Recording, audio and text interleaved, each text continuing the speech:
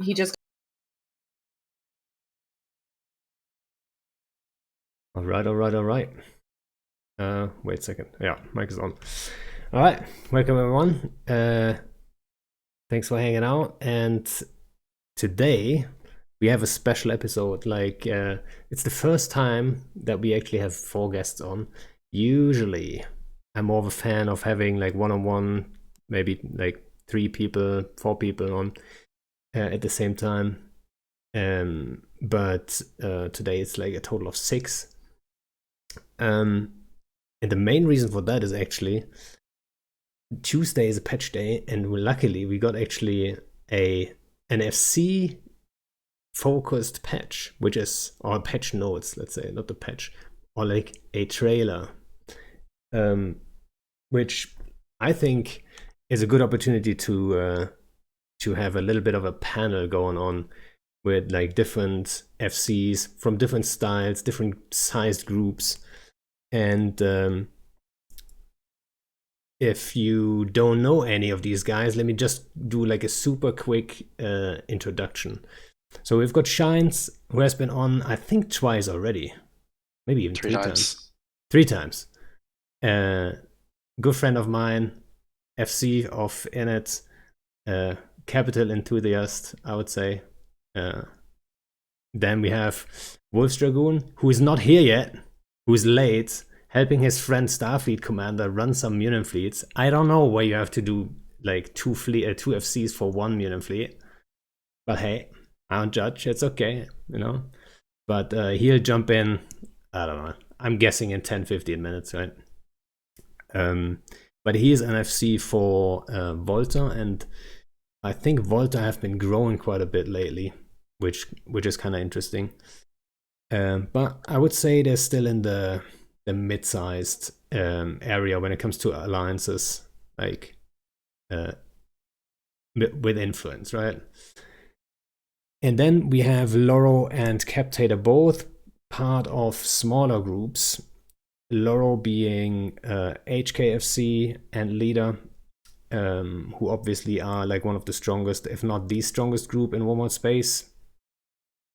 And then we have Captator FC for Dead Terrorists, who have been around for a long time, doing mostly smaller. Like, I don't want to say small scale, but like I think up to mid scale, like mid-sized fleets. I think 50 guys is what you probably like to have in fleet, but you can probably pull some more numbers even. Yeah, 50 is a good reflection of what we do now. Yeah, and you guys have been doing all kinds of shit. Like we've worked together in high sec at one time.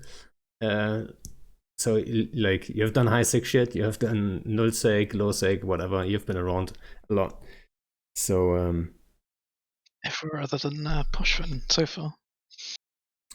I don't know any FC from Pochman. It's like, is that a Pochman FC? Is that a thing? So high. I know of 2. I don't know how much FCing they're doing in Pochman though. Yeah, like I've never been in there, to be quite honest. And from what I hear, it's not that easy to get in there or move around inside it. That's my main issue, I guess. Like getting a wormhole in there is one thing, but then moving around while you're in, it's another, right? Yeah, it's one of those one-time things. If you're curious, go have a look around, but there's not a huge amount to do in there. Yeah. So obviously we want to talk about the fleet formation things, right? And I kind of feel like I'm channeling my inner like theory crafter right away. But one thing that's already live I want to talk about first would be the jump animations, because we did talk about that super shortly. Like I had to stop you guys from talking about it before the show. So who wants to start on that one? I guess I can, since I'm taking Stargates right now. It honestly feels faster than the animation we had yesterday. CCP put a graph on the patch notes page showing that this animation was faster, and anecdotally, I agree with them. Like, I have a reasonably beefy PC, but I feel like this is taking sort of 1 to 2 seconds less time than it usually does. Yeah, you know what? I felt like it was faster, but I wouldn't have put my money on it. But if you say so, I didn't pay attention to what CCP said. So if it's actually faster, that's actually a good thing then. It did feel faster, definitely. I'm just wondering what it's going to be like in Max tie-dye? like, well, tie-dye, yeah, but even just heavily populated systems, or if you're ramming 200 people through a gate, is it going to be as okay as it was when there's not many people there, or is it going to be total shit? Maybe it's way better. I mean, there's only one way to find out. I'm sure it will be tested thoroughly in the next couple of days anyway. Just took about probably 200 people through total with another fleet, and it seemed to do okay. We just traffic controlled like normal. It didn't feel any worse than it used to be. It's just like exactly what it is, taking that many people through a gate at once. There you go. Wolfsdragoon is already here. I didn't even notice when you sneaked in. But one thing I want to point out with the thing is I don't like what it looks like what it feels like with the ship and stuff. I think it looks a little bit. I don't want to say cheap, but that's kind of what came to mind. Am I the only one? Am I the only one who says I don't like the look of it? The feel is good. I had a few people mention that they got motion sickness from it, so it's going to be interesting to see how many people are actually affected by that, and will CCP have to put in a turn off this effect if too many people are getting motion sickness from it? Oh, that would be bad. Imagine everyone's thrown up in those fucking massive tie-dye fights. You're in the jump tunnel for too long, everyone's thrown up. Everyone has to close their eyes. That's the newest command then. Everyone close your eyes. Links down, close your eyes. Jump. I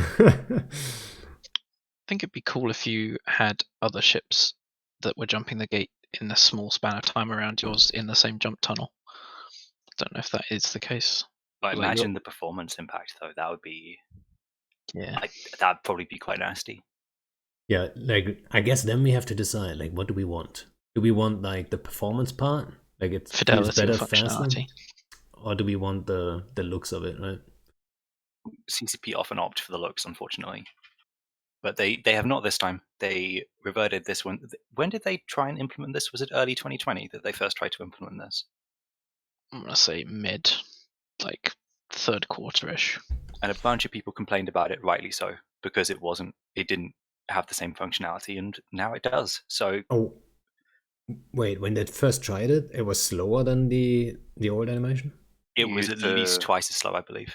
So your ship would actually appear for other people. If you're camping a gate and somebody jumped through, the ship would appear before that person could actually take control of their ship. I didn't know that. Well, but that was in a test phase, so that's test phase on TQ. Wait a second, they had that on TQ for that? I forgot that. I'm pretty sure it was on TQ, wasn't it? I mean, if you blinked, you missed it. I think it may have even been hotfixed out the same day. I can't quite remember. It got reverted very quickly, Yeah. But there was a shitstorm about it. No, that you guys say it, I think I remember, but I might have not been home at the time. So, was it around Christmas maybe or so?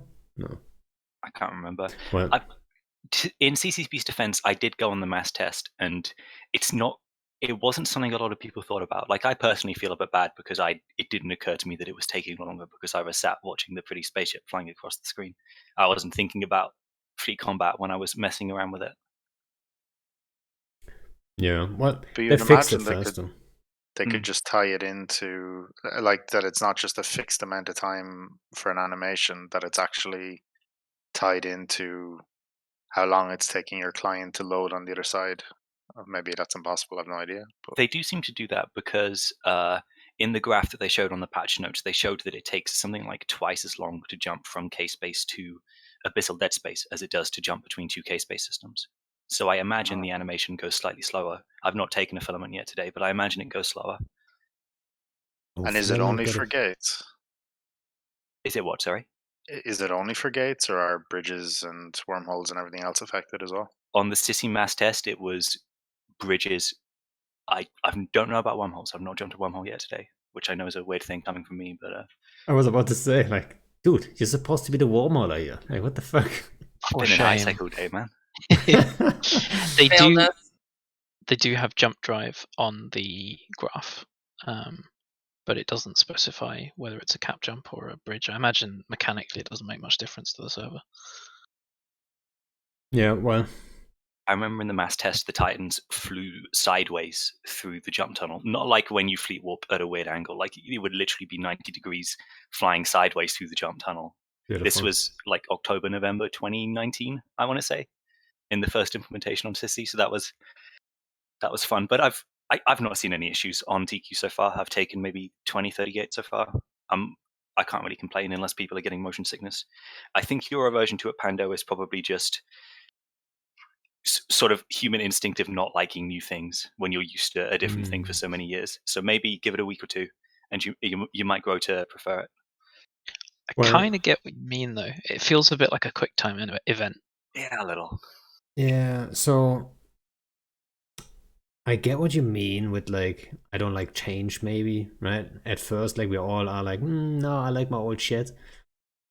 But I don't think that's it in this case. I think because I know, but when I take the gate with 100 dudes and I'm alone in this jump tunnel, it just doesn't feel. It doesn't You feel. feel lonely. Yeah, you feel lonely in a jump tunnel. I It's guess okay, you can Panda, say we're that. right there with you. We always feel lonely. Everyone feels lonely sometimes, right? But I don't know. It feels hollow. Maybe that's the way to say it. Like a little bit like, you know, we give you this animation, but that's not like, it doesn't feel real. That's for sure. But I like it if it does increase in performance. Like I don't care too much about the looks. Like I'm running in potato mode anyway. Like when do I even get to see my ship? So at least then, if I use a skin, I get to see my ship, and you know, I guess that's fine. I'm gonna bridge myself and just see if it works or not. All See right. what it's like. The live testing going on, like Yeah. live reports. But yeah, anyone in what? Never mind. Sorry. Were you getting people to bridge or? No, I was gonna say anyone in GE Dash. Just don't look at your Sino beacon for a while. Yeah. On corporals, you can see your ships. That is true. If I look at it, but I never do really. Even if I'm in a small fleet of like under 10 people, I still don't zoom in and look at my ship when I'm shooting stuff. I still zoom out to see as much as possible, right? It wouldn't make too much sense to me, to be honest. But yeah. But while Shiny Boy is trying to test the jump animation stuff, the number one thing that came up was the trailer, obviously. I did think about like playing the trailer, but I would just be like, it's a mess to set it up and stuff. But I guess everyone has seen it, right? And then the patch notes coming too. And I'm guessing the patch will come in like 2 weeks or so. And it's the number one point in there is the fleet formations thing, right? So what do you guys think about the fleet formations? Or what do you think? Like, first of all, what do you guys think it's gonna be? Like, how does it even work? Like, I don't even know. Is it gonna be only the FC or is it gonna be fleet members? Like, what do you guys think? I reckon it'll replace the regroup. That's what I think. Or at least be a feature alongside regroup, so it'll probably work in the same way.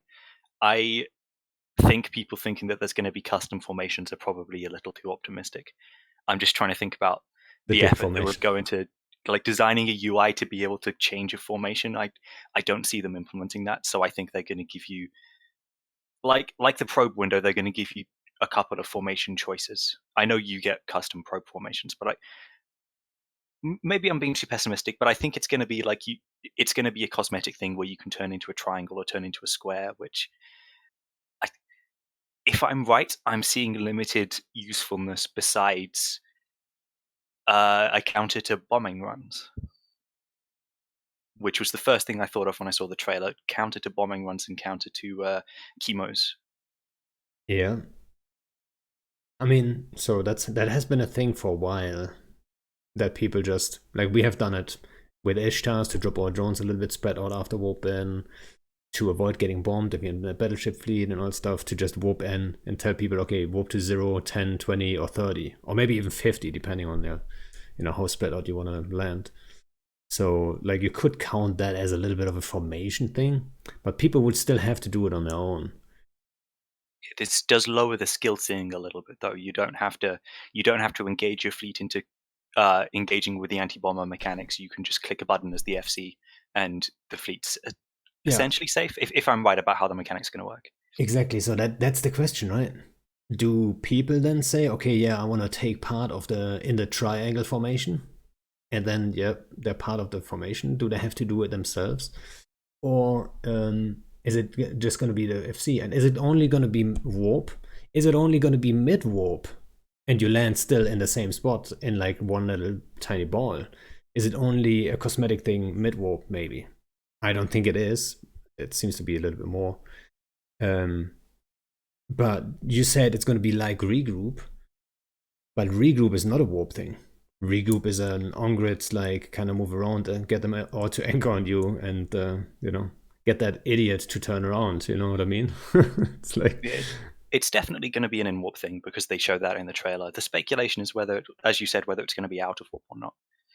In warp, I imagine you don't have a choice. It just sort of arranges you in the same way it arranges you in the sphere. And then out of warp, if I had to predict it, I would say it would work like regroup, where your ship gets taken control of and you can control space if you want as a fleet member. That's how I could see it working if it's an out of warp thing. I think the easiest thing they could do would be to iterate on the regroup, because at the minute regroup is just orbit at 500. But if you had the option to customize it where people kept at range or approached when you hit regroup instead of orbiting, that would be the easiest thing they could do. But they could also do something with squads. So you have your preset formation, and then people in squad 1 go to position A, people in squad 2 go to position B, and they could do stuff like that. That would be interesting. Wondering if they would take it as far as redoing squads how they are all together, and just renaming squads. It's not squad 1, squad 2 anymore. It's just formation groups. What I don't about know if they'd go back to this based on what they've shown us. It just looks like maybe in warp, and you can land at separate ranges or in separate positions at least. complete curveball? What if it defines locations relative to the ship that is designated as the formation leader, and you have to fly your ship within some distance of that region that your ship is designated in for some bonus, and if you are not in the correct location, in inverted commas, you do not get that bonus, and therefore it bonuses slower ships because they're easier to fly in formation, and better piloting because everyone in the fleet will have to pilot the ship to stay in the formation. Oh my god. I'm just going to uninstall Eve now if I have to fucking deal with that yeah. as an FC. I already see Shine's losing his mind. I would, I'd lose my shit. But the thing is that then you have a trade-off. You can not do that and just not get the bonus, and if you're above a certain scale, it probably won't matter. But you want the bonus, though. Well, of course, you always want all the bonuses, but Come on, but there is a trade-off. Get information. Right? Why aren't you getting information, dude? Get information, right? and then he turns around, warps off, and you're missing one, and you're not getting the bonus. Oh my god! Well, I think it's unlikely, but that it sounds like a very CCP Fozzie change. Like, if there's two things that dude hates, it's ECM and anchoring. Like, it feels like it's very unlikely, but it feels like something he would do. If somebody told me that was how it was going to work, I wouldn't be surprised. I have the feeling it's not CCP Fozzie. I think it's CCP Rise. I think one of the things beyond sort of bombing and its effect on smart, both sort of stealth bomber bombing and the sort of the cloaky smart bombing stuff, is whether it means that you can effectively have multiple anchoring locations that are disparate from each other that are themselves anchored on another anchor. So you have, say, one person doing the manual piloting, and they have a flying V behind them, and then you say, okay, guy at the end on the left is Logi anchor, guy at the end on the right is DPS anchor, and you suddenly magically have your nice DPS Logi separation, and then it's just on the manual pilot person to make sure that the Logi is always on the outside of the fight. And that concerns me because that just makes things easier. But see, so we saw the V formation in the trailer. So, and that's the main reason why I think it's only a warp thing. I don't think it's a move around on grid thing, because think about it. Let's say the FC is the leader of the formation. He's at the tip of the V, right? And then every other ship just orients itself on that fleet position or fleet command position. So now, if I take a sharp turn left, the outside of the V, those guys, they would have to be like insanely fast to keep up with that. You're not gonna rotate around fast enough, right? So, But I the thing I want to know, like, how is it decided what ships are going in what position within the formation? So is it automatic and like locked in that the FC is at the point of the V? Is it automatic that the Logi are on the outside, or do you have to go in before the fleet to say like scimitars are in the back and then everything is in between and then the monitors in the front? Like, how does it distinguish where how each comp is going to be? it probably won't distinguish, right? So then how do you distinguish? Do you have to sit there and like plug each fucking ship into each position? Because then no one's going to use it. You can do that. You can do that with squads already. Like as a Logi anchor, you can just put them to squad command and regroup. I mean, it's not ideal, but you can do it if you wanted to. But if it's a V, then do you have like 1, 2, 3, 4, 5, 6, 7, and then you have to assign each number to like each thing, or I think the V is probably just more for show than anything. Like a V formation in Eve serves absolutely no purpose. Okay, but I mean, you it's can a cavalry charge, not a because if you're in an Eagle fleet and you're in a V formation, like are your Eagles going to be 100 kilometers apart? Literally, the V is an example for a square, for a large circle, for literally any shape. You would still have to distinguish where within the shape and within the fleet each ship or type of ship or each squad is going to be oriented. So I'd just have one squad in a formation, be it a V or a square or whatever, and then just have all of the other ships anchoring on a designated member of that squad that is in that formation. That's how I would propose you would create such a spacing. So what happens? What happens if that one guy gets killed? Then the formation to another member of the squad. And so another big question is, is it going to be automatically assigning people to formations of two certain spots? And if we just assume the FC says we go V formation and we split them up into like squads, that the V formation is then like automatically assigned, like squad 1 is going to be on the right side, squad 2 is on the that's exactly what I'm saying. Like, that's probably the only way they can do it, right? I still think it's only a warp thing, though. So here's my worry. Let's say that you're right, Pando, and it is just a warp thing. What's so good about this patch that makes it like so worthy of having a trailer and so worthy of being the primary feature of the next patch? The only utility I see, if it's just a warp thing, is a counter to bombers and chemos. Like, what's so good about it? What's the benefit? Why is it exciting? It's purely to fit streamers and people who make videos, so you can look completely badass coming out of warp, and then you just cut the video because your fleet's going to be full of retards flying every direction. You might even be right. I'm so worried that it's just some cool looking cosmetic thing that makes fleet warps look better, and it doesn't. And it's another thing that doesn't actually give us any features. I'm just so worried about that. So wait a second. Oh, right. Go ahead. Well, my cynicism is that what this will be is this will allow us to set different squads basically to warp in at different ranges. So if you have your Logi wing, then you'll be warping your DPS ahead, obviously, and you'll land with your Logi wing behind, etc. Or for bombers, in your case, you could set them maybe different positional areas on grid, and you warp in at different ranges however you want. And that would be it. That would be my thinking, is like that might be the limit. It might just be simple.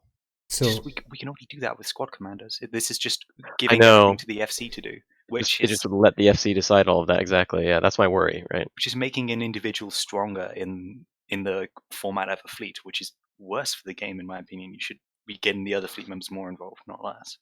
Yeah, That was a big point I was gonna try and drive forward as well. Like the kind of the responsibility / decision making / like personal impact that you can have as a person flying a single DPS ship in a large fleet is pretty limited at the moment, and I would hate for anything to make it even more limited.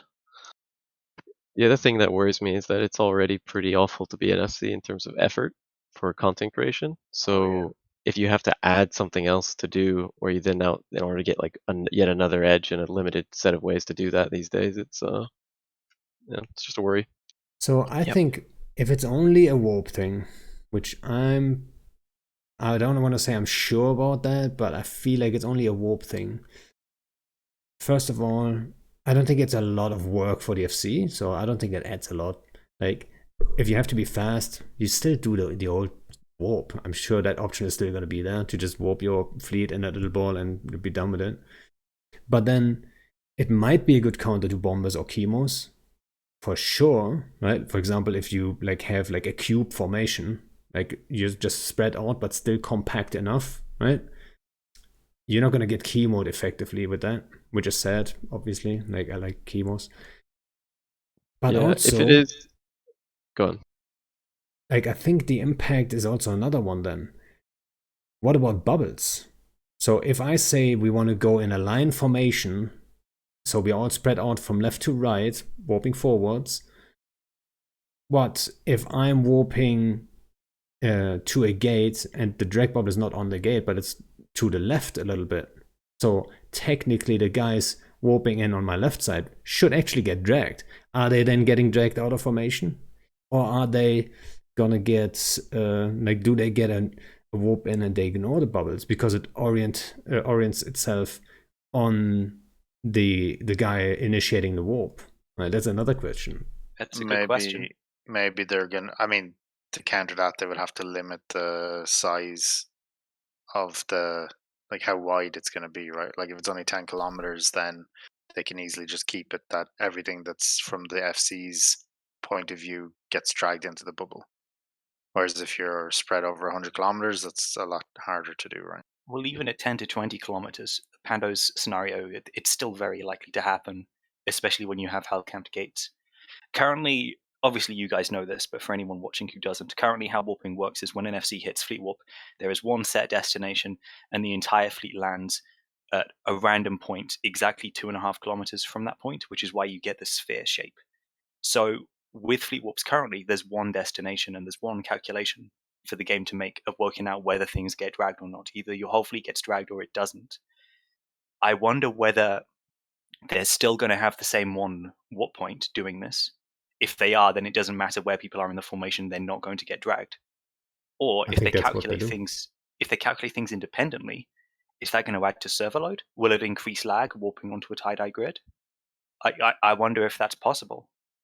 I can't imagine it will be each individually being affected differently.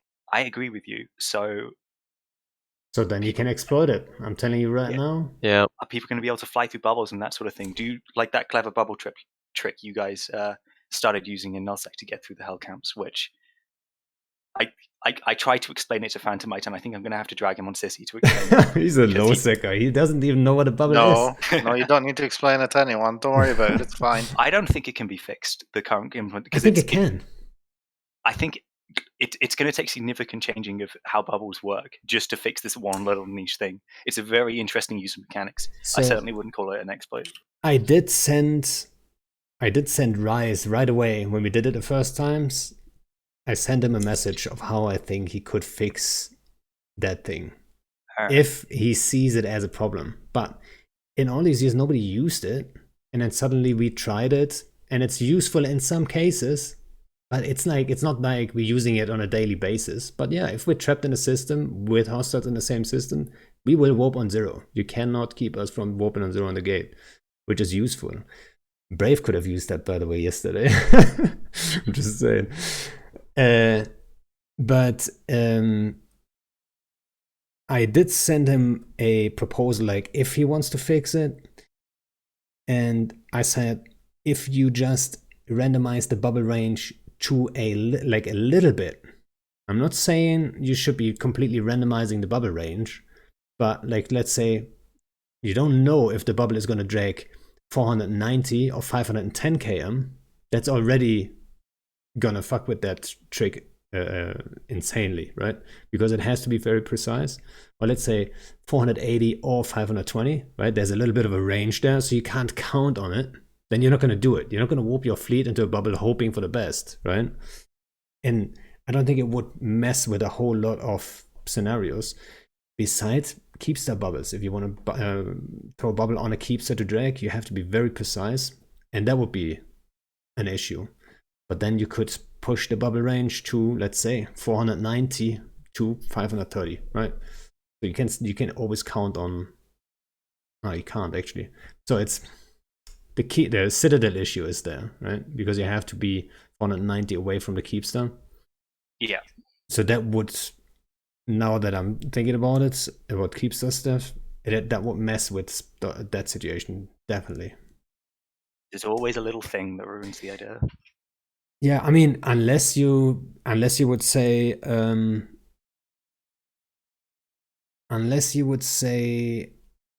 the bubble range. I mean, if the bubble range is over 490 at the very least, then that's fine, right? So it should be all right, because you can drop the bubble at 490 and then be okay with it. Yeah. But yeah, it's like that goes a little bit into into the nitty-gritty things. People are probably confused, like, what the fuck is he talking about? But yeah. Do you want to explain the warp to 0 on gates? Oh god, let me break out MS Paint. Hold on. I explained it at least once or twice on a thingy, and someone got really mad. The last time, what was it? Which one was it? I think when we talked to, was it to Pickles and Killer Bee? I think it was where I explained it, because because Progot was the first guy we used it against, and he has that hacking. They're hacking. Yeah, it's an exploit. But he has that famous line where he rages at his dicta pilots: "If we leave fucking stations with less than 10 fucking dictas ever again," right? So like, I thought it was always funny when we did it to Progot, and I think we did it twice, and he already figured it out, right? But someone said like, "Oh, I like the show or whatever," until he claimed to have him came up with invented drag bubbles or exactly. something. Yeah. Until he he claimed he invented drag bubbles. I'm like, dude, I said it like 100 times. It has been out there, but nobody used it. But yeah, I don't know. I think the warp formation thing is going to be a counter to bombers, but I would also bet if it works the way I think, you can also use it to bomb, because of the bubble problem, right? You could probably be on a good ping. Someone says, "Oh, I'm on a good ping." Boom, move him to fleet command. He's clear of bubbles, and then he can warp everyone in a formation, right? And nobody is getting impacted by bubbles because the guy here initiating the warp is clear. And then some squads just say, "Okay, we're clear," and then you align a bomb, and the guys that are not clear, they just warp out. If the formation can be customized. That is the big if with this feature. You're right, I didn't think of that. If the formation can be customized, this might actually be a bigger buff than enough for bombers. I disagree though, because like, think about it, right? Shines is on a ping above the gate, 1000 km above the gate, and he says, "Oh, my warp path is clear." You are north, right? Somewhere on the side. Your warp path is not clear. So now, if Shines initiates the warp and it works the way we talked about, that it's only that one spot that checks, "Oh, is my path clear or do I get dragged?" No, suddenly you get warped to that spot at a certain range, whatever the formation is. If it's the V formation, you might just land like, I don't know, at 20 or 30 or whatever. But that's all like practice kind of things, right? But he will not get dragged then, and which is key, because then suddenly we can warp at 30 or so. Like, with experience, I'm sure we can figure something out there. But, you know, depends on the formations we have. So you're saying if there's a there's a warp in, right? And you warp. Let's say your FC warps to a bubble, right? But you have a really long V or something like that. The guys on the edges, you land in formation. You don't all get dragged to that same point. Is that the idea? No, We the really idea. don't know. So yeah, the idea would be more like so you walk to the gate, and the gate itself is not bubbled, but right next to the gate, just barely left of it, is a bubble. So now if you warp that V formation at 100, what should be happening right now would be the left side would get dragged, right? While everyone else lands in that V formation. But if it's all one warp calculation just from the FC, you would land in that V formation, even though you would stop in front of the bubble and should get dragged. So currently there's the one destination that I already talked about on TQ, but there's also different directions. So if I'm warping from the side of the gate and I have a friend that I'm also fleet warping above, he can get dragged and then I still land at 0 on the gate. So there is the direction plus the destination. Wait, is the warp thing is already on Sissy? Is it? No, like what did you just say? I'm talking about how it would currently work. Like if I have a friend above the gate and I'm to the side and I hit fleet warp, he could get dragged and then I could get safely to the gate if there was a drag bubble above. So it's considering, so we all have the same destination, but it's considering his directions independently to mine. And it does that for every member in the fleet. This new way of warping, it'll consider different destinations and different directions, I suppose. Or maybe it'll consider just the FC's destination and then each player's individual direction as it does currently. But in that case, how would you work out who gets dragged and who doesn't? This is going to need a lot of testing.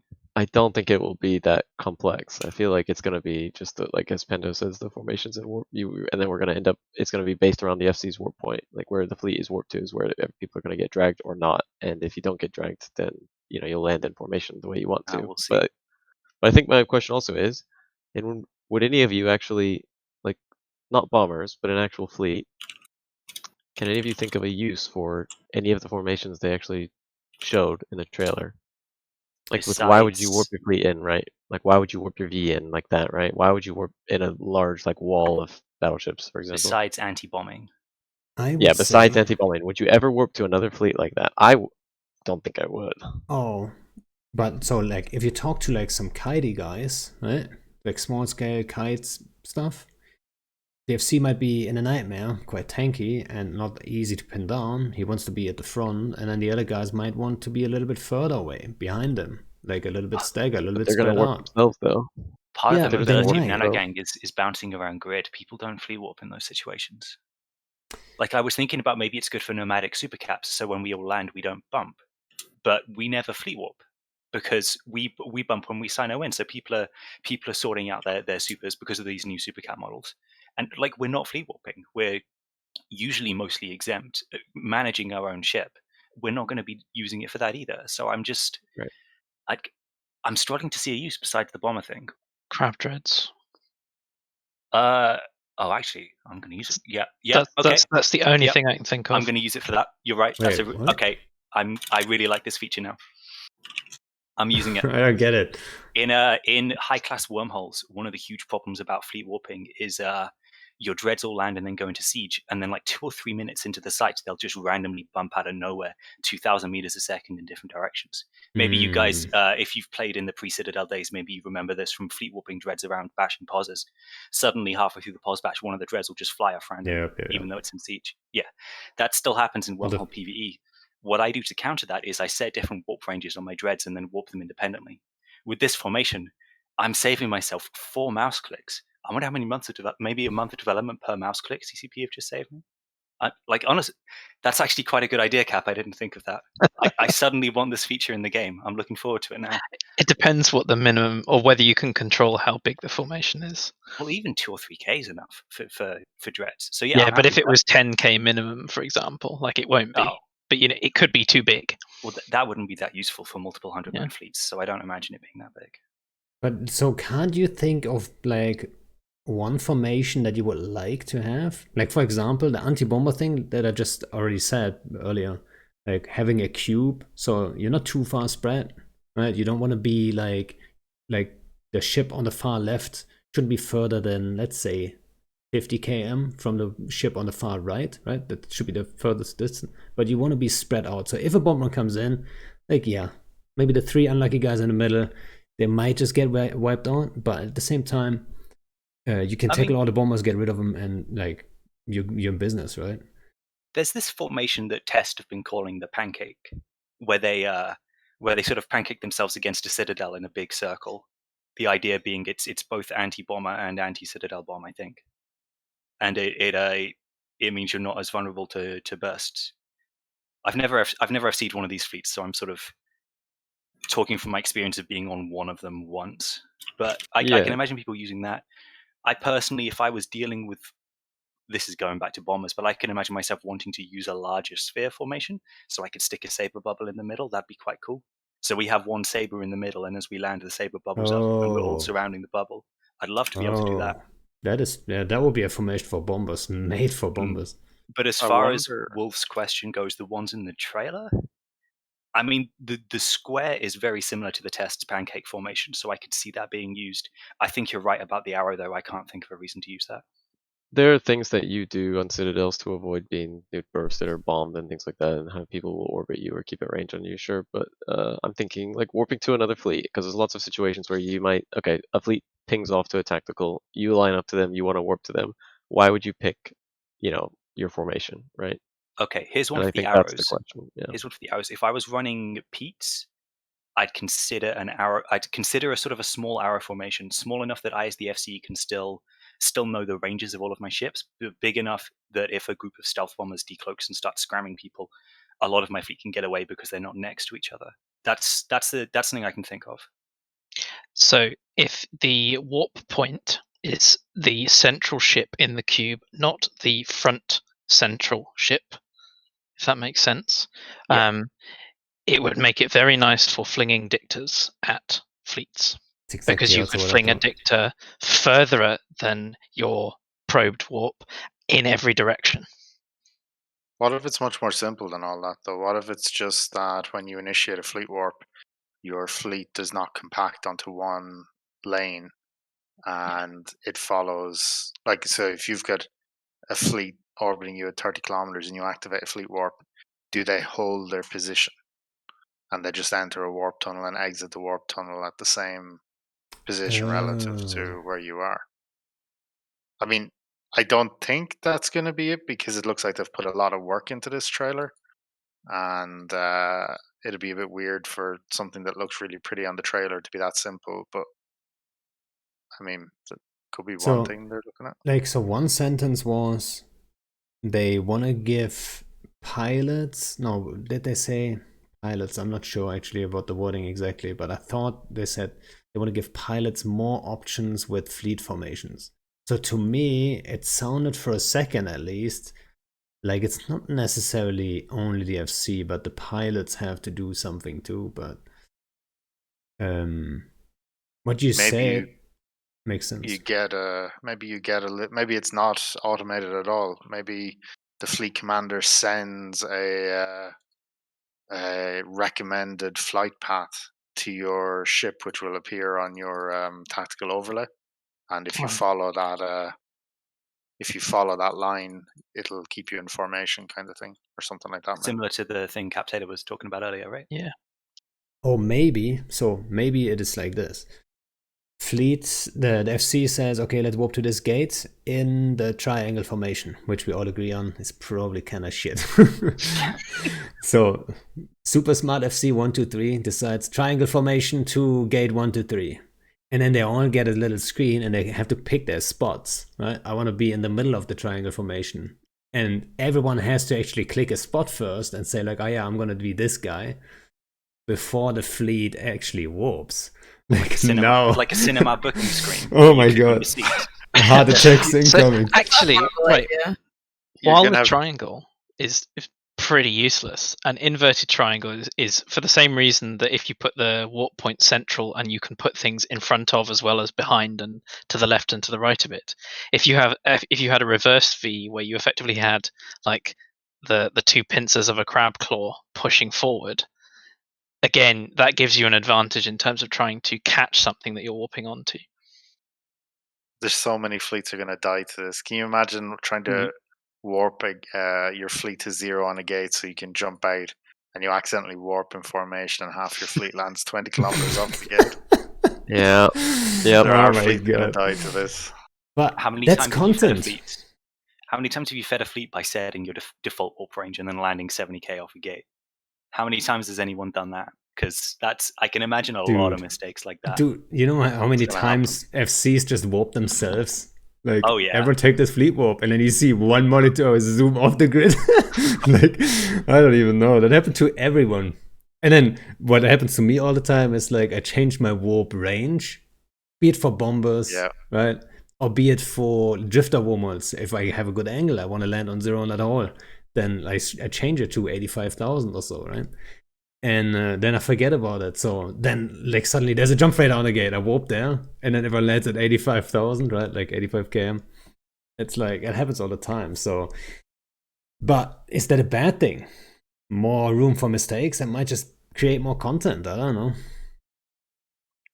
I mean, as somebody who doesn't FC nullsec fleets, I'm all for it. More people to kill.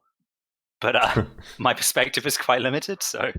I think more interaction, more pilot interaction, like regardless of what area of space you're in, if there's more pilot interaction, it's going to be a good thing. I mean, that's one of the big reasons well, it's not the big reason, it was overpowered anyway, but that was one of the big reasons they changed assigning drones, because all that was happening was you were flying around with Ishtar fleets or Domi fleets. Your members would assign their drones to one person, and then that one person would proceed to win the fight, instead of everyone else taking part as well. So I can't imagine they want to do anything that's going to kind of go back in that direction, Yeah, but also to be fair, now it's just 2 people that get all the drones assigned to them, and 2 people win the fight instead, pretty much. No, that's not what's happening though. In Gila fleets, that might be, but in those last Gila fleets, those pilots also have to do some stuff, right? Like wrapping each other and keeping each other alive. But in Ishtar fleets, you don't see that. I'm just saying that, like, I feel like the drone assigning hasn't really made like a huge impact to put the cap on. I don't know. Lowering the drone impact? Oh no, it's massive. Like no, so I think what Isa is talking about is like I don't think you played Eve at the time of the Ishtar, because like back then it was Ishtar Online. Everyone knows that era. Everyone was flying Ishtars, and it was exactly for that reason. I joined during the Wishtar era. No, this was... That's way after 2011. Sorry. Do you remember when Goons held camp that station in 2014 and everyone on grid there were hundreds of people with drones assigned to one person, and they were all AFK besides that one FC who was just target painting anything that undocked? Yeah, I also remember when Curse was super busy when we were living in Curse. I actually did that. That was slightly before the Ishtar era. I didn't know what we had. And you know who? Antiochus Sota is a line member in NNT. He just came back. He made like a forum post in, I don't even know, 2008 or some shit, right? About like how we should fly Ishtars and with the assigned drones and all that stuff. Nobody was flying Ishtars at the time. But we were like I did a gate camp kind of doctrine. So we dropped all the drones around the jump in, right? So cloaky dudes would just all like end up in drones. And we would just camp that gate because Curse was like insanely busy at the time. There was like constant jumping in and out. And bubble-proof scepters weren't a thing, by the way. That was like, I was so strong. But honestly, I didn't realize how strong it was for fleets at the time. Until that Ishtar patch came in and everyone changed. Even when we flew the Ishtars, though, we never used assigned drones. We always had people do it themselves. But we did use the assigned drones in the Froggers. Do you remember the armor battleships, like the Geddons and stuff, where you had 5 sentries? That was crazy OP. Yeah, we did it sometimes. I think at the beginning we did it with the Ishtars, but I think we also felt super bad for like people were literally not doing anything, right? And we changed to doing it on our own very quickly. Is it a controversial thing to say that I think drones should just be deleted completely wholesale from the game? A little bit? Like just gone, completely gone, and then you take fighter mechanics and you give the current dedicated drone boats for each race. Like frigates get 1 miniature fighter to play with, cruisers get 2, battleships get 3. So you've got like this progression of learning all of the ins and outs of those mechanics on your way up to capital ships, and then we don't have every single ship having 25 M3 of light drones, and that being like the default. We don't really know how to fix the ship, despite our player base telling us exactly how to fix the ship for 5 to 10 years. So we're going to give it 25 M3 of drones. I'm looking at you, Zelot. They did that to the Eagle as well, I think. Because I'm just thinking, like, one of the old trade-offs that used to be present, I'm going to keep using the Zealot as an example, is that the Zealot was incredibly strong in a fleet context and incredibly strong with tackle support, but because it didn't have a drone bay, it was very vulnerable if it was isolated. And it was very vulnerable in a fleet context if you cleared the light support that tended to go with it to mitigate that weakness, particularly when stuff got in close and beams weren't tracking so well. And I feel like there's so much less opportunity to make Zealot powerful as the ship that it was originally powerful for, like, which was this mid-range, solid DPS, reasonable volley, pretty durable, because it's kind of what was once an asymmetric balancing factor no longer exists because it now has light drones. So I mean, I'd also make the same argument with the Munin. I think the Munin would be significantly weaker in a fleet context if it couldn't put 5 light drones out, because you can just get in close on them. And if you can hold them down, they're not going to do very much because artillery does not track that well. But don't you think if they took away drones, they would just like nerf all the other ways to cause damage instead to like make up for it? They're not just going to keep tracking shit if they completely took away your ability to have drones. But I think what you'd do is you'd maybe even force, but certainly favor much more hull interplay, particularly in the fleet context, because you would then need to bring a ship that filled that role for a portion of your fleet. So you need to have more dedicated anti-support ships within your fleet comp, much the same way that you have to have mainline DPS and you have to have Logi and you have to have links. Like, would that not just favor the bigger alliances though? So if you had somebody like Volta fighting like Goon Swarm, for example, Goons can bring 200 people and they can afford to bring 150 of those in like hack fleets and then like 50 tackle, whereas someone like Volta would not be able to do that. They wouldn't be able to spare the ships needed. Well, Goons still have the advantages as the larger fleet comp, except at this time, FCs who don't have a well-designed comp are punished, and smaller groups punishable, crucially, yeah, and smaller groups with a better designed comp have a better chance of fighting outnumbered, which is something that's recently been really hampered by surgical strike. Fighting outnumbered is no longer nearly as viable as it used to be. Yeah, you know what? I think maybe remove drone base from certain ship types. I think I would probably like that. Thinking about it, like, why do Hex need a drone bay beside like the Ishtar? Maybe go ahead and leave the drone bay on the Sacrilege or so, right? But in general, yeah, maybe cruisers shouldn't have like a drone bay just as a standard thing, right? I don't really mind drones. Competent fleets smart bomb all those drones off anyways. Personally, just saying, like, right? But you can't smart bomb the light drones of a Munin fleet that when it's your tackle that's dying to them. Right, yeah. Well, I mean, that's not generally. I don't know. I haven't had the experience where Munins are just killing my tackle with drones. They're just going to alpha them because they're Munins, right? Like they track them well, anyways. We use drones like nearly single-handedly for killing tackle that comes in on our fleets. Yeah, it's similar to how we do it. The point is that there is no exploitable weakness in the range profile of a Munin if it has a drone bay to make up for its short-range application problems. You know, that's understandable, but there's a lot of issues beyond that with the Munin. I think, though. I think that was my lowest complaint was that the drones is that Munins have drones compared to the other aspects of the Munin. I mean, the only hull class I think that would be straightforwardly adversely affected, and I think there are other changes that I would make to, like, independently of this, but especially in light of the suggestion, is battleships, because obviously battleships really struggle with application to smaller hulls, especially if they are fleet fit and therefore lacking grapple, web, etc. To the point where it's not like you're doing mitigated damage, you're kind of doing no damage.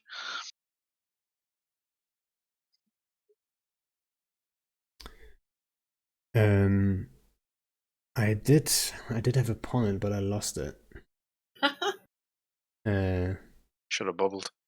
Yeah. Should have tackled it. Oh yeah, so drones. I have to say I wouldn't mind if they're gone, because I mean I haven't seen them as that much of a problem, to be quite honest. But you know what would be a nice side effect of it? Would be server performance, I'm sure. Exactly. You that know? was the main driver behind my originally thinking about just removing them, because you've got 5 entities per ship extra that you're having to consider the position of on the server. Yeah. So just extra bubbles. Sorry, say that Once again. the drones are out, they're not a big deal, but it's the dragging, like the dropping and stuff, like adding 5 new things to a grid every time you drop drones. Yeah, I do wonder how much server performance that requires, and maybe it would help.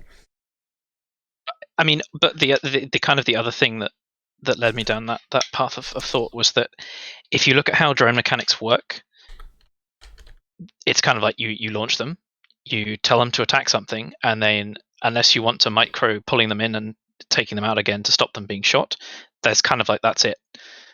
There's not much of a decision process other than perhaps, do I want to, in a small scale context, do I want to launch ECM drones, or do I want to launch damage drones, or do I launch my heavies, or do I launch my lights?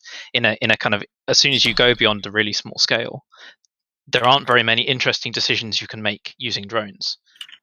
And I just kind of feel that it's a very like minimum viable product version of what fighter mechanics are, and I think it would be better to just get rid of them and then propagate those fighter mechanics, which are much more interesting.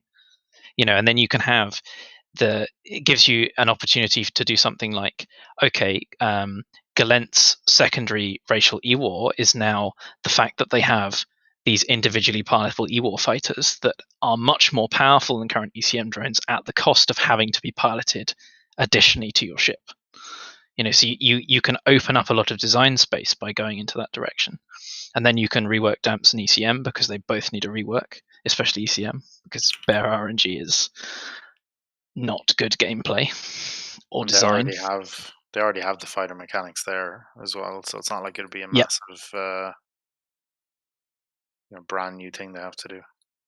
Yeah, and also it's like fighters are a lot of fun. Like, I hadn't really played with them until a few months ago, but like they are genuinely one of the most fun things I think you can do in terms of, I am a single ship and I'm not very maneuverable, but I've got all these things to sort of zip around, and it gives you access to that kind of sort of tactical RTS type gameplay that FCs get to touch on all the time, because that's effectively what they're doing with other players as their units. But most players who are just playing on their own or playing for an FC don't really get to experience that. Are you calling us all pawns? I mean, I am also a pawn, if I am calling you a pawn. NPCs is a nice way of saying it. But that's why I really appreciate Shines when you were talking about the individual player experience within a fleet, because that's something that's really been something I've been thinking about a lot, particularly as the meta has linearized and the diversity has gone down and everything's come to this kind of, basically DPS logi links and that's it. Like, if you're in DPS, I think it's important that, when we run fleets, I run a lot of fleets, but a lot of the time you've got 8 people in a channel who know what's happening, and then you've got 200 people sitting in a channel below you who will not get any commands maybe for an hour, and then suddenly we'll be told to shoot a bunch of people, and then that's it. There's no context. There's no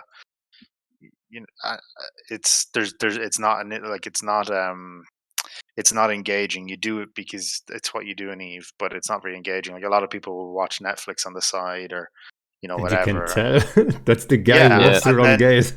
And it triggers me because then when something actually kicks off, you've got people not anchoring, you've got people not doing this, not doing that, and you can't really blame them because a lot of fleets are not a whole lot of, there's not a whole lot going on. So anything that you can do to make Eve the game that you focus on instead of just the game that you do on the side while watching Netflix is is good, right? I think there is room for both ends of that spectrum, but I think if you want to be a competitive, like in a competitive group doing competitive fleet things, absolutely, you should have your focus should be principally on the game that you are playing, not somewhere else. But Can I so say why then- don't you give so why don't you as an FC work on giving a little bit more context to the people as to why Well, we they're do fighting? that. Yeah, I mean that's one of the things I really try and focus Like, on. Like I'm not. we run I'm- one channel, like we don't run a command channel, so everyone is there with the decisions in real time. But I mean, you as an FC, most of the time you will give as much context as you can. Like, right, guys, we're here, we're sitting on Titan. We can't go in because hostiles have 4 fleets. We only have 2 fleets. If we bridge now, we can't reposition. So when we bridge, we have to make sure it's the right one. Like we bridge to the right place, but we can't bridge to the right place yet. So we're sitting on Titan, right? And that's about as Yeah. much context as you can give. You can't say, all right, well, NC Dot are planning to do this. We know this because we have spies. You just, because of the way the game works, it's the same reason I don't stream fleets when I run them. You just can't do it because you give away too much information.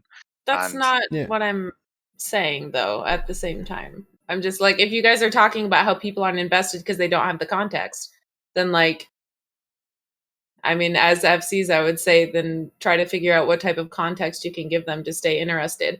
I know FCs a lot. I'm not attacking you guys. I know people in the chat are going to be like, no, Dark Shites and Pando, you're the best. But I'm just saying, a lot of times it's really easy to give context as to what the fleet was for afterwards. But if you want people to be more engaged in it, maybe push harder to give more context before the fleet, because I think that's what's generally lacking as far as context. But so you're in the FC channel every now and then too. And you do you often feel or they could give away more of what we're talking about, in local there? I think there's a way to do it. I mean, there's a way to all fleets, obviously not, because there's situations in which we can't give away what our main objective is going to be if we're trying to be sneaky about stuff. But we're not always trying to be super sneaky about our main objectives. And I think that as FCs in general, as someone who's spent 99.9% of my time as a little peon, having the context of what we're fighting for and why is often pretty lacking at the beginning of a fleet. So I think that's what would help people get more invested. Unfortunately, and this is how Eve is, if you tell your people what you're doing before the fleet, even if it's just a very vague context, if you give your people that information, hostiles are going to get that information. And as soon as a hostile FC gets a gist of what you're saying, that's it. You've lost. Yeah, but do you any really supplies think you have. that? Do you really think the hostile FC doesn't know what your objective is most of the time? Honestly, Not knowing what the hostiles are doing is a massive. Even in the war at the moment, there are. It's not like 2 fleets have come into a system. There's only one thing they could possibly shoot, and we both know we're going there. There's so much going on across all these different areas that you could do this or he could do that. It's like a game of chess a lot of the time. I do feel though, personally, I feel like I give away as much information as I can always. Right? I always yes, not only at the end of the fleet, I'll give people a little bit of an update of okay, this was the objective, this is what we did, this is why we were standing on this gate for a while, and these guys were fighting these other guys at the same time. For example, yesterday was a little bit weird, right? Yeah. Where we had to hold off the Brave fleet, and then XIX came in behind us, and everyone was like, what are we doing? But Volta was saving it was also Thank you. showing what happens when the Brave fleet doesn't actually talk about what their main objective is too. So That's just down to bad FCs, though. Like I called out that it turned out. No, that hold on, that's not fair. They formed a fleet. They didn't tell their fleet what they were doing, and then they turned around and said, "All right, guys, we won. We killed 4 billion ships, and that was it." Init FCs have never done that ever. If we fuck up, we'll say we fuck up, and I think the fleets appreciate that. I'm not talking about just Init FCs. I've been in more than just Initiative in my time in Eve. I'm not attacking Init FCs saying you guys aren't good enough. I'm just saying, like, overall, as someone who has not spent a lot of time FCing as a line member, my experiences. I think one of the things. I'll go on, Wolf, you not talk for a bit. Sorry. I was going to say, sometimes, though, one thing to keep in mind is that the context that we might be able to give is also incredibly boring and doesn't help at all, right? Like, sometimes the context is just like, yeah, like, guys, we're going to have to structure bash for the next 45 minutes because that's how long this takes, but the enemy's not going to form at all. I'm sorry, guys. That's all I can do is apologize. We have to structure bash for this long and go home. You sound like Blurkus. I do tell the fleet that, though. Remember when we ref the G-Dash IHUB? I did tell people, like, if they don't form in the next 10 minutes, guys, they're not going to form, and we're going to be sitting here for 60 minutes total. And we had bigger plans for that op originally, right? Like, we wanted to, like, do some bigger stuff there, but then we had to show up to another timer first, and then this whole thing was a little rushed, so we couldn't really make the play we wanted to, so we went with the, like, straight up forward thing. It was just boring for everyone. And it makes you feel bad as an FC. It really does, especially when you're not the only group, right? If it's only Init sitting there, like, you know, the guys know, like, I'm trying my best to get content, and, like, today we're gonna ref shit, okay? It's just joint up where it's dry is real feels bad moment. Yeah, but then have, like, another group sitting there or two, you know, it doesn't feel good, right? There was a fight that we had the other day where Volta got to fight Fireco, and we got, like, a really nice fight out of it, and, you know, somebody else was just sitting there watching us for like 15 minutes. That was it, right? Like, it's just stuff like that. Like, you just feel bad, like, oh, sorry guys, you didn't get to participate. We had that with actually in the high-sec stuff that you mentioned earlier, Pando. One of the timers, we managed to. We were trying to bait out, like, a big blob of Leshaks and Zarms on the Pirat defensive armor timer, and we had a small trigger-happy Macarial fleet basically on standby, ready to bridge into a nearby Losec and come help. And then nothing happened. So nothing happened, and nothing happened, and nothing happened, and then the trigger-happy guys left, like they stood down or whatever, and then they committed. So then they had to scramble to try and get everyone back in, back on the Titan to bridge over to blah blah blah blah blah, and then Pirat did the de-aggro high chips in bowhead trick, and so they basically landed as the Pirat fleet disappeared into neutral bowheads. Yeah, it sucks. So they've basically been on tenterhooks and got nothing. Yeah, and it was just like, it really sucked. It's similar to like hunting. Sorry. No, go. I was just going to say, I was going to actually take this all the way back to the drones thing that has been mentioned, which was if you were going to do that and you gave, let's say Ishtars now have fighter mechanics, right? That's a much more interesting F1 pushing thing to do, right?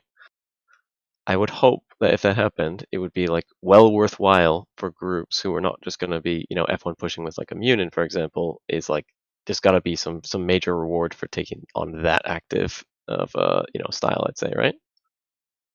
If that makes sense. Yep. I'm not sure if wait a second. If you take on what? Like, you have to explain. Oh, sorry. So, like, let's say he's saying you're removing all drones, right? You're moving all these drones, and you're giving, let's say, fighter mechanics instead. And you did that for Ishtars or whatever, Dommies, drone, Yeah, so like Ishkur, yeah. Incursus, Vexor, Ishtar, Dommy, Sin would all get fighter mechanics, as would Wormgila, Rattlesnake. And I guess if you wanted to be generous, you could give them to some of the Amar drone boats, but I'd rather we work them in a slightly different direction. So there would be far fewer drones available, but the ships that could field drones can do much more interesting things with them. Yeah. And then an Ishtar fleet would be like super interesting to be a member in as DPS, because you'd be flying around grid, probably on an anchor, but then you'd also have to be flying your own fighter around the grid somewhere else doing stuff. Yeah, and that's why I'm saying I hope that the reward for doing that would be, if you skillfully have a group of people managing their, what would their new mechanic with the drones, that you would be able to fight a larger group, things like that. That's what I'm really looking for in EVE these days, is like ways to fight larger groups outnumbered. And at the moment, it's it's pretty difficult to do that. So like little niche things like that would be, I think, pretty interesting. So, Chance, you look like you have a point you wanted to bring up. No? No, I was just thinking on the fighter thing, what would happen to the server performance if it had to calculate tick damage on fighters for every fighter that was being shot? Could you imagine in these 2,000 man fights if everyone dropped a fighter and you had to? It's just something that popped into my head. That was all. But that would only be the case if people would actually switch out of mutants and into drone boats. Which then, like, all right, I don't mind about the I don't mind the server performance all that much anymore. Like, let's have a little bit more tighter and fly something else for once. I'd not even be mad, to be honest. But I don't think that's that's what would happen, right? I don't think suddenly the big blobs would fly that stuff. You might see an Ishtar wing, for example, in a cruiser scale fleet, because then they're effectively a flexible E-War along the lines of the HML triple E-War mid MWD SAC, but they can do that from much further away. Yeah, I don't know. I also don't think CCP would ever do that. I think they want to keep the drone bay and all that stuff anyway. It's just too normal for people. I mean, now that you brought it up, maybe people start thinking about it, and then maybe in a year they're like, yeah, maybe we should do this, right? I mean, you could phase them out, right? You could knock them off full cruisers, apart from the dedicated drone boats, and then see what happened. Even just for an event, right? You could just say, spatial storms are disrupting the communications between drones and the ship. Therefore, drones don't work for 2 weeks. Good luck, have fun. Yeah. Or like fighters, like you get like that one drone board can suddenly load like one flight of fighters or so, right? Yeah. For like a week or two, like it wouldn't be too bad. Yeah. I think that design choice of having these short events where they can test things that are slightly more out there, that they're not confident or comfortable just implementing wholesale as this is how it is now. I think that offers a really brilliant creative space to explore some of these and actually get some data about what happens. And so you just said you want to find the bigger blob. You wanna have more possibilities or more options or opportunities, maybe that's the right word, to fight the bigger fleets and stuff. So one random thing that I had in mind for a while is actually, so why do we have boosts, but why don't we have like negative boosts, right? Like if you could predict, and that's what the big blobs are, very predictable, right? Mutants, eagles, like end of story, right? If you're so predictable, if there's certain negative effects you can put on fleets to weaken them, that would actually open it up for smaller groups, right? If you know everyone's flying mutants, maybe you can give them, I don't know, less like an tracking. ECM burst, but against. You're basically describing. You would have to give it to yourself too. Half you're the phenom, yeah. You're describing half of my ECM rework proposal. So if you had effectively anti-links, and then if the ECM lock breaking mechanic was based on the sensor strength of the ship doing the jamming versus the sensor strength of the ship receiving the jamming, and there was some duration there, you'd get an effect where you might disrupt the lock on a battleship for not very much time, but because it has a stronger sensor strength, but it takes longer to relock targets. Whereas if you disrupt a frigate, it would be disrupted for longer, but it would lock everything up faster. But what becomes interesting about that is if you then restrict the number of these modules that you can put on a ship, you have in some senses an ability to do a coordinated jam against dedicated targets. So you could say bring, I don't know, 8 scorpions, and you could say, right, I want these guardians knocked out in 3, 2, 1. So even if you're up against a comp that can out-sustain your DPS, you can put a hole in it for a very limited amount of time that allows you to get something done. And you use the like anti-link, as it were, to improve the performance of that directed lock breaking effect.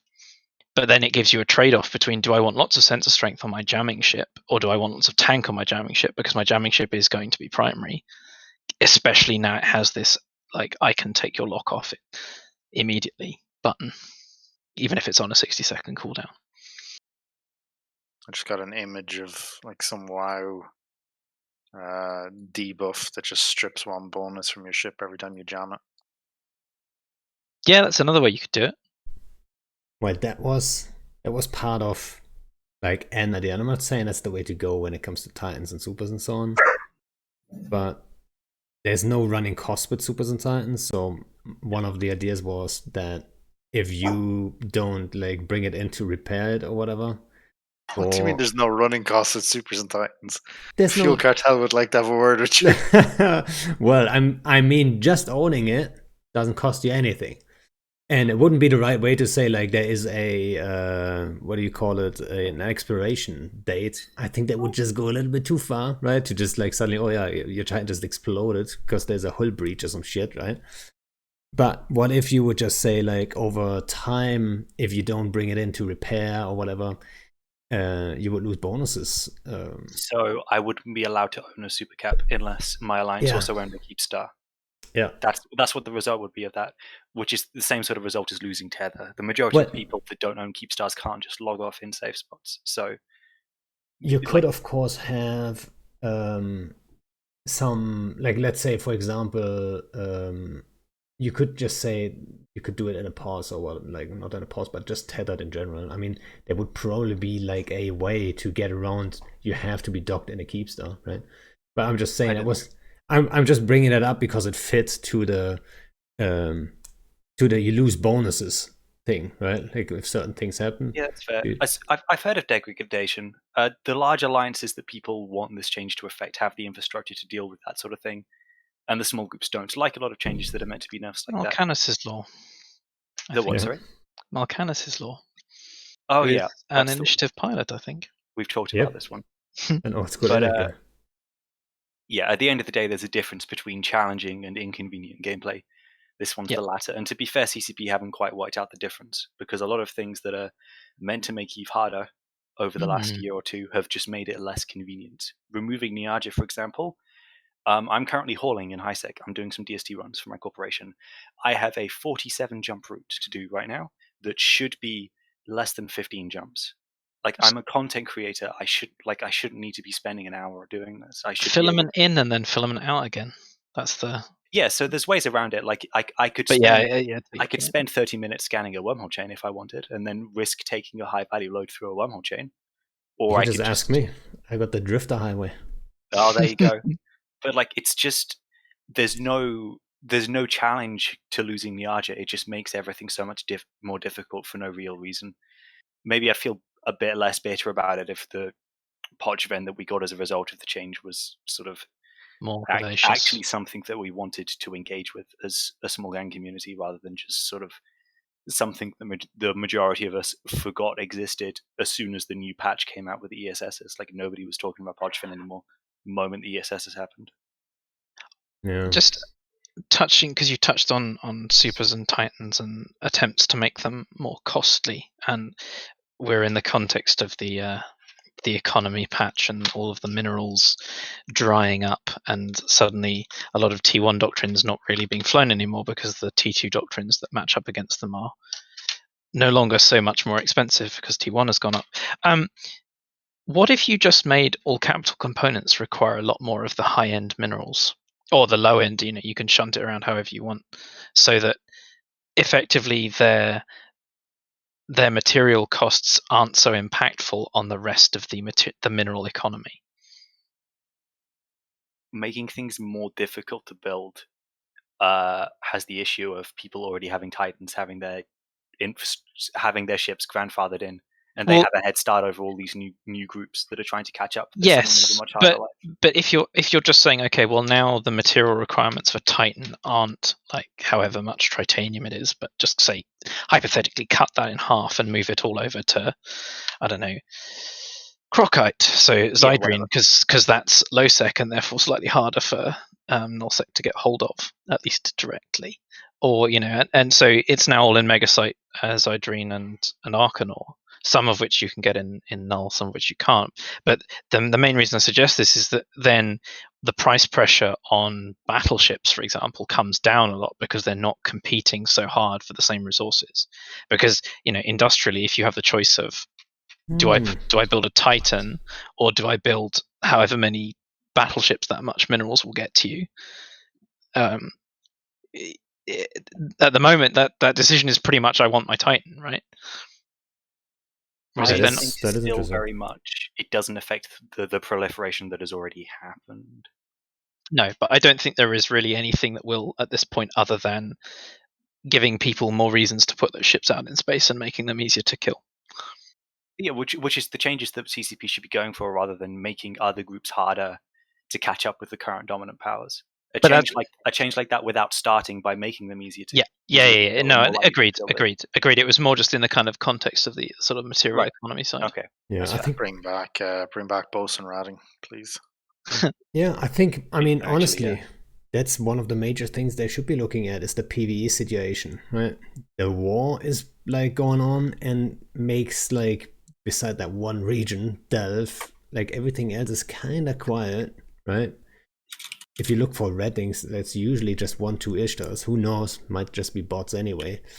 But there's not a whole lot of like rating going on, especially when it comes to supers and titans. I think they should be looking at introducing sites that are worth. I'm not saying they should get even richer, like insanely rich doing it, but they should be worthwhile doing those sites. So they should be introducing new sites for those guys.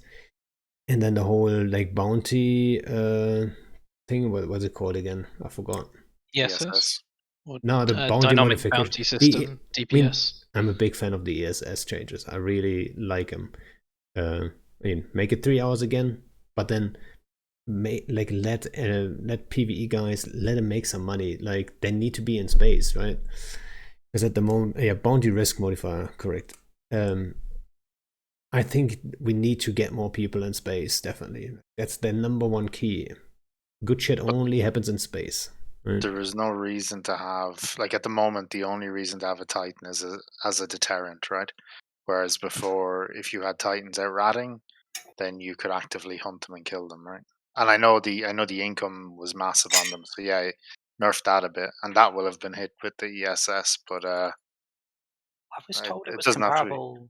Was it not comparable to supercap ratting? I've never done either. I'm just telling you what I've been told. It was. If you had the right setup and stuff, you could probably make about 400 or 500 million an hour. If it's comparable to supercap ratting, that sounds about right. So it's basically supercap ratting, except you're risking 4 times as much value to need to do less APM, because boson ratting is, I assume, significantly easier than supercap ratting. Yeah, but also back then you had Titans that were you could buy a Titan for 30 billion ISK. Now you have to buy a Titan, like even Imperium Titans are, they're super expensive now as well. So if you catch, or if you're out ratting with a Titan, it means a lot more now than it did back then, basically. Yeah, we've been asking we've definitely been asking for supercap level PvE for a while. I think one of the things that CCP said a while back when they did the most recent nerfs to caps and super caps, I think that was alongside Surgical Strike, if I remember correctly. They essentially said, bear with us, we're working on reasons to bring super caps back into space. How long has it been? It's been about a year. They told us to hang tight for a year, and I think it was April Surgical Strike, I believe. So I'm still sat here waiting, and we're getting this fleet formation thing, whatever that's going to be.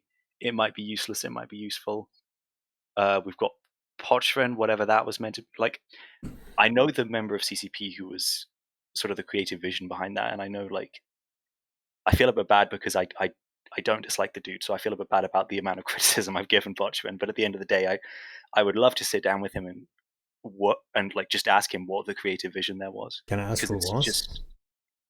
Or would you rather not say it? It was either, I want to say Sledgehammer or something like that. I have it written down somewhere in one of my reviews. I can't quite remember off the top of my head, but I don't want to. He doesn't deserve any grief or anything because he's been very responsive from what I've seen of him communicating with players. I would love to have the opportunity. It's half the reason I wanted to be on the CSM, because I just want the opportunity to sit down with people and be like, what's your actual objective with this? I don't understand. Like with the Edencom ships, when I first saw them, I really didn't understand what the objective was there. The only FCs that I've talked to who saw value in them anywhere near the beginning of their release cycle was Progod and Vili. And I think somebody mentioned the Horde was doing a fleet of them that's coming up. So I also said in numbers, they're probably scary. Like if you bring 150 of those, they're probably scary. This is the frustrating thing, right? You look at how they function mechanically, and it's obvious that they will either be completely useless below critical mass or absurdly powerful relative to a similar hull above critical mass. Like you just look at the mechanic, and that's how it scales. So, as Laura said, it's like, why would you add this to the game? Because all you've done is you've created a button that you can move the slider between. I need 200 of these to be able to just, zap a fleet out of existence really quickly, or I need 50 of them, and if you need 50 of them, then everyone will use them, and if you need 200 of them, only big groups can use them, and they'll probably only use them against other big groups. So it's like, what have you added? Because the nominal argument was this is to kind of address anchoring, right? It's to make anchor blobs harder to field because it directly counters that, because they're all close together. But there's no alternative to anchor blob, because if you're small, you have to multi-box to compete, and you have to anchor because you can't manually pilot 2 to 3 to 4 to 5 ships outside of tie-dye at the same time. And if you're big, a lot of your pilots aren't good enough to be allowed to zoom off into the ether on their own accord. I don't know. I just looked at it, and I didn't see what it was giving. Tried desperately, because a couple of our guys have trained it in Hard Knocks because people like new spaceships, and I've tried desperately to find uses for it in sort of sub 50-man groups, and besides some super niche stuff around wormhole jumping mechanics, the only thing that anyone's really thought of is the stuff that the EVNT competitors came up with, which was to use the frigates to kill drones. That's the only, and they're very good at that. They're the best choice as far as shield ships goes for killing drones in AT. And then you fit a scram and whatever on them as well, so they're little AT tackle drone killers. It's the only time I've seen them used and thought, that's actually quite good. It's worth training into one of these. There was only one group I saw using these ships, like on a fleet context, before Horde did this, and entire fleet of Skybreakers or whatever it was, which was actually Wrecking Crew. They did a few of them, at least in one fleet that I saw. Don't know how effective it was. I don't know how effective it was. Bjorn B took a fleet out, I think 15, with CCP. And the next day they got buffed. This was post-buff, and they only included, I think maybe it was 5 to 10, right? And it was in a complement to the rest of the fleet, right? So they were just using it, as a way to complement the rest of the fleet. It wasn't an entire doctrine of them. To complement? But, go ahead. Well, yeah, so it's like kind of they're using those ships to basically create false broadcasts. That's ultimately what it's kind of going to come down to. They're obviously going to follow primaries, but then they've got 5 or 6 of them, chaining to other stuff. F1 pushers that are not so great are going to maybe, hit that broadcast button a little too early, not realizing what's going on, and then, you create some chaos for smaller scale stuff. When the purpose of a ship comes down to essentially abusing what is kind of an outdated communication system, I don't like that as a. I mean, it's obviously Wrecking Crew's use of it is clever, but as far as game design goes, I don't like that use at all. It shouldn't be. Go ahead. Oh, sorry, I was just saying, what I thought at the beginning, at least, what people be using it for is like remote smart bombs, basically, right? Or projected smart bombs, because like if you want to get rid of drones and you want to smart bomb them, you would have to be right on the drones. But now with those, you could just hit your bro, and then it's not that much DPS. You can handle it. You got drones on him anyway. But you kill those drones right next to him too. That's what I thought people would at least be using them for, but even that not happening really. At least So not what that you're I see. what you're saying is if CCP were to remove drones, Eden com ships would no longer have a purpose. Well, Oh god, that's a good point. We can't remove drones, Cap. I'm sorry. That's a lot of dev time. Well, yeah, we're not going to go there. Oh, So, Go on. No, I was going to start another rant about something else. That's fine. Go on. I was about to start a question about something else too. So, I wanted to get the sense from some of you guys, because you fly typically much bigger scale than we do. I think the turret application formula needs a rework. oh boy, here we go. In that, I know what you. This is going to be a long one, guys. Strap in. I think it's missing a term basically, and the kind of the simple way of me trying to explain this, because I've tried and failed a few times, so hopefully this is a bit better. I honestly didn't get it when you explained it to me. Okay, so you've got a ship flying, I don't know, say 10 kilometers away from you, and it is a size, right? And so you'll see it, like, if you looked out of a window, it would fill, say, half the window. Now, if you take the same ship and you put it 100 kilometers away, it's not going to fill anywhere as much of the window that you're looking out of, right? Yeah. There is no mathematics in the turret application formula that accounts for the fact that because it is further away and therefore looks smaller, You're right. it is harder to hit, right? So if you have the same ship moving not fast enough that your tracking is going to struggle, but moving at some speed and it's 10 kilometers away, it is harder to hit than if the same ship was moving at that speed 100 kilometers away. And this is one of the reasons, for example, that battleships really struggle on grids that have dreads on them, because as soon as you're beyond about 150k, you guys probably have a much better sense of what the exact range is. The battleships will just get blown out of the sky. Yeah. Because they can't mitigate. There's no mitigation maths that allows them to exist at that range.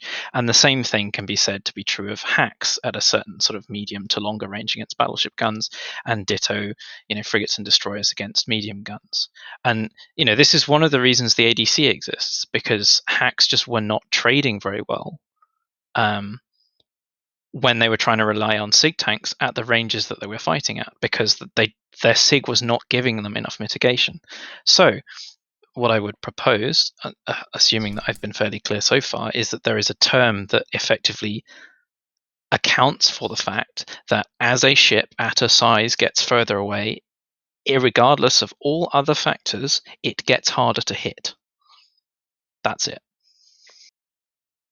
Yeah, I agree, actually. It would make sense. Okay, so I understand that, and at the same time, there's been so many fights that I've just had in the past 3 months where all that happened was I was on grid with a battleship fleet, and a large hack fleet wanted to run away from me, and their whole goal was to sit at between 100 and 170, and try to tank it out that way, basically. Generally Serbs, obviously, with that, but like mutants obviously can do it too. Yeah. So I don't necessarily want battleships to not track as well. I want battleships to punish them for that kind of stuff, personally. One thing you have to say or take into account is, though, that yes, it would be more realistic that way, but at the same time, it's less damage, like at range, right? Because you have to use long range ammo. So you already have less damage there. In reality, if you would shoot, like, let's say, a railgun in space, that railgun does the same damage, most likely, or like, I'm just guessing, it's bro science, okay, guys? But the same damage at 1 km as it would at 10 km, right? So that's what I'm guessing, at least. So you already have that in the game to a degree. But there is no combination of... So beyond a certain distance, tracking is not a relevant factor in damage reduction, basically, is the problem. So the problem I see it is that as a smaller ship fighting into a large ship, your approach window is very punitive if you're trying to get into a fighting range inside the range of the ships that you're trying to attack. And yes and no though, because like I understand what you're getting at, and at the same time, there are times where when I'm fighting these large hack fleets at range, let's say it's Serbs, right, and I'm in nightmares. If we don't line ourselves up, we have to create our own transversal to hit these hacks. Otherwise, we will actually not track that well, right? So they can sit at range safely. If we don't do the right things, they can basically keep themselves pretty safe and not have to come in close. yes, but okay, so take another hack. The Serb is a bit of an outlier, I suppose, to some degree. The Eagle, because they're both very specialized at being very, very far away for their whole class. If, for example, that is Zealots on the approach or Munins on the approach, does that also hold? It does. It's actually better for Munins because they can just. So Munins aren't going to play it like that, right? If I'm in Nightmares, Munins are going to dive me, right? And the same is probably true for most other battleship comps, because what's the first thing they're going to kill when they dive you? They're going to kill all your web ships, and then they're just going to kill your DPS or your Logi, right? Like, you can't really track them that well at that, because in order to hit these hacks at long range, you have to fit, a long range weapon system, right? You're using tax on Nightmares. So unless you have a big brain, they're going to dive you for sure, and you have enough Hugins for them to chew through, or enough webbing ships for them to chew through, that you can actually outtrade them, you're going to lose all of your support before you actually are able to kill enough of them. So we're also kind of touching on the point that short range guns don't really feature in fleet combat at all.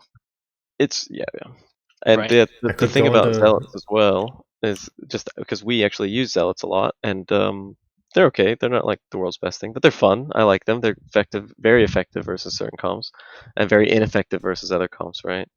But the Zealot is one thing that would be really good for your example, where you actually can't tank. You're not going to sig tank battleships in Zealots. You're going to get hazed. Yeah, like, so my first thing is, when you say Zealots get hazed against battleships, like, what I think is one small reason for that is also painters, they get E-War bonus, right? You can get your painters get stronger if you get E-War bonus, but at the same time, the E-War account, like anti-E-War bonus, doesn't account for paints, right? So you have the what is it called again? E-War resists optimization or hardening. Electronic hardening, right?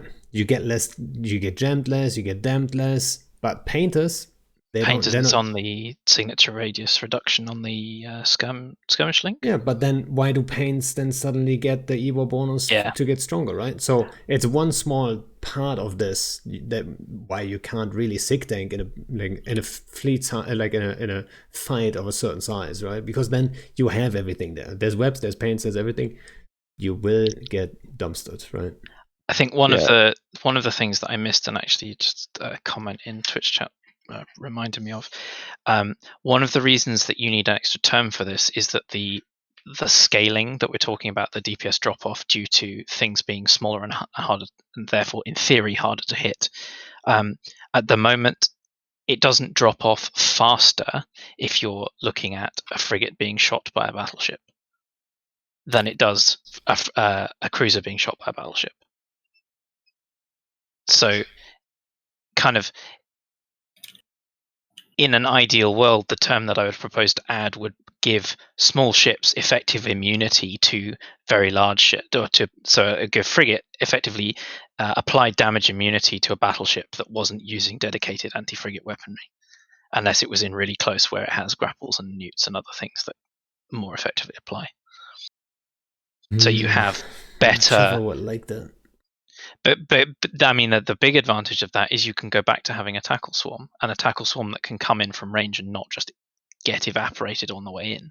But that would again profit, like the blob would profit from it. If you have more people, you can have that tackle swarm, and we see it right now. We experience that very much in Delph right now, right? Imperium versus Papi, their number is usually, right?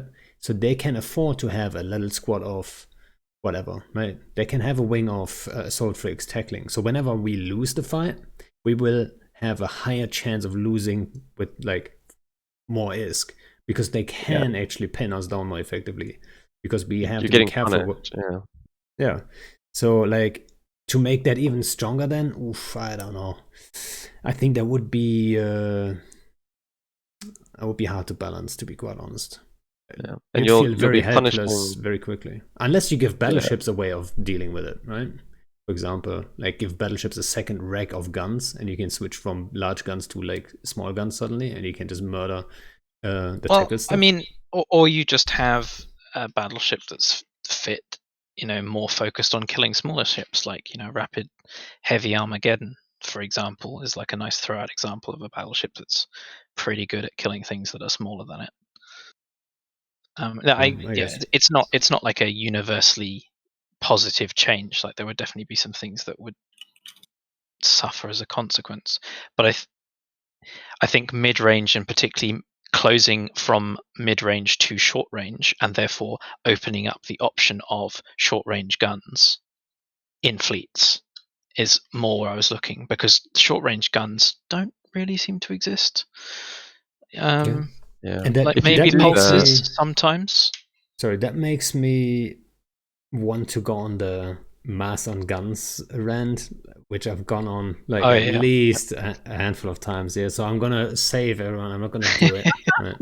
But I feel like there needs to be something added to guns, so you could balance it. Well, this was my version of that. Like, basically, make mid range a much more survivable proposition for particularly ships that are smaller than what they're approaching, and hopefully try and bring everything closer, because that's where you're going to do your damage. And as soon as everything's closer, then you've got more opportunities to use short range weapons. And the thing about that though is like I've sort of said, like I want to stress, Eagles and Mutants both do this. Serbs are their own thing, right? They're going to kite away, right? But Eagles and Mutants, if you take a small battleship fleet, let's say you have half the numbers of hacks, right? Let's say you have 50 battleships and they have 100 hacks. Their first move is going to be to try to get to you at 0, and your whole job with that battleship fleet is to try to avoid that, or else you are going to absolutely lose that fight, and you're going to lose hard.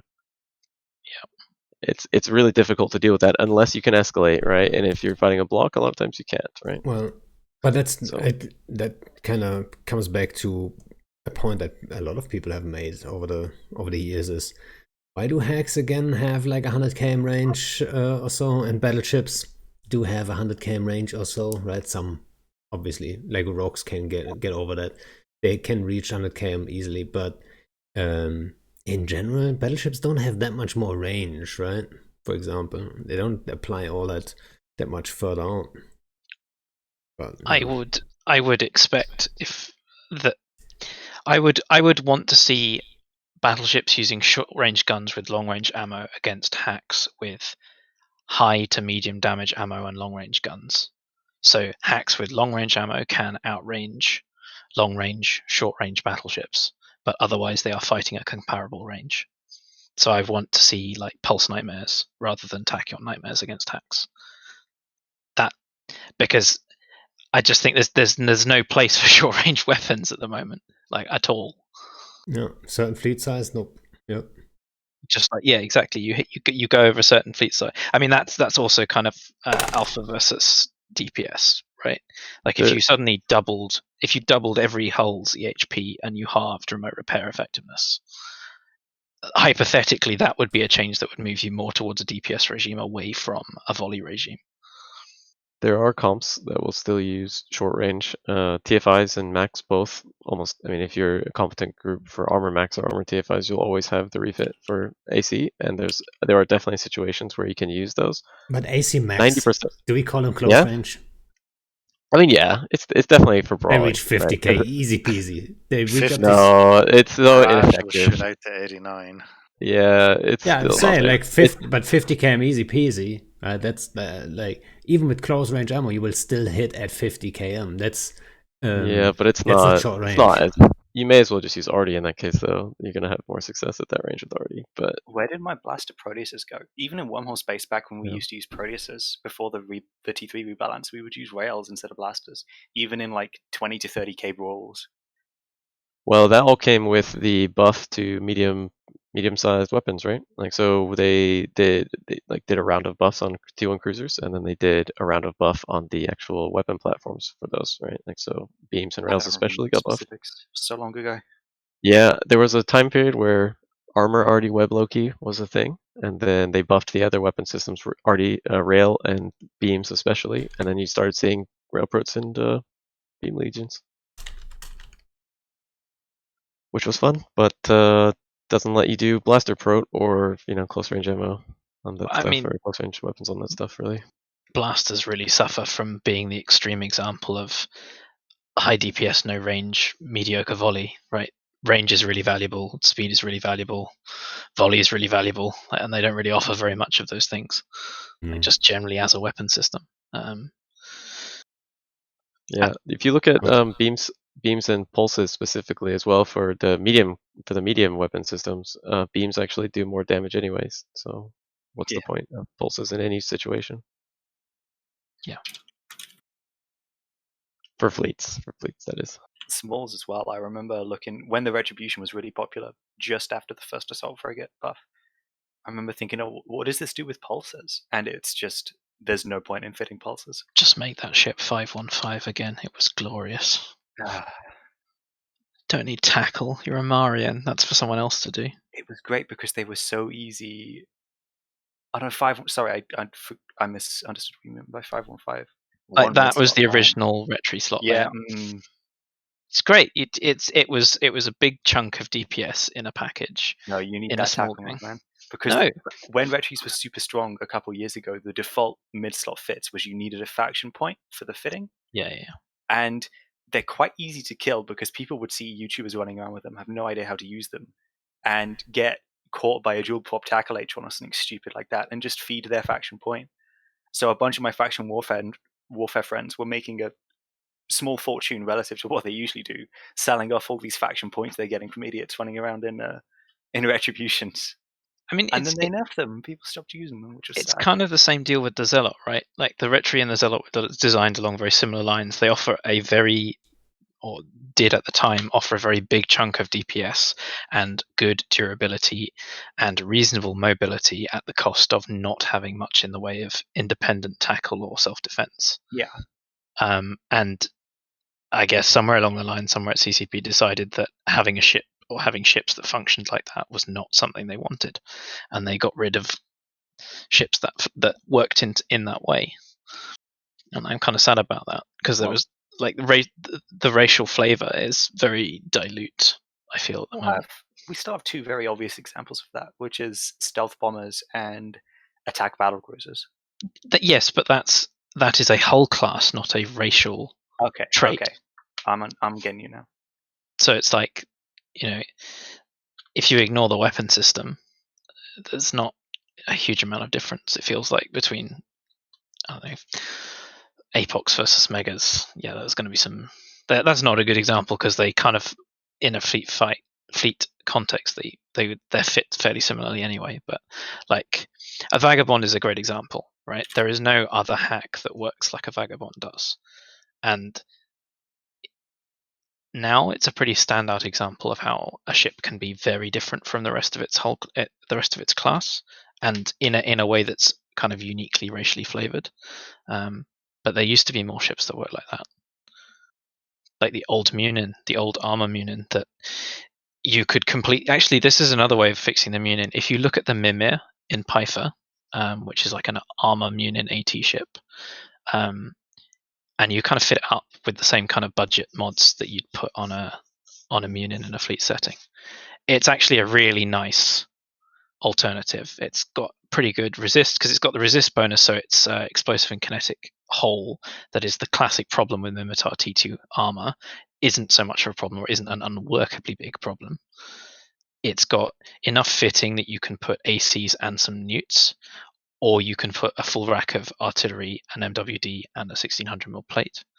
It's pretty much exactly what the Munin should have been, and arguably should be, unless you're one of the people who are fond of Stitch's missile Munin idea, which is also an interesting way to go. But I do like that idea, basically turning the Munin into a shield sacrilege. I think that's an interesting one.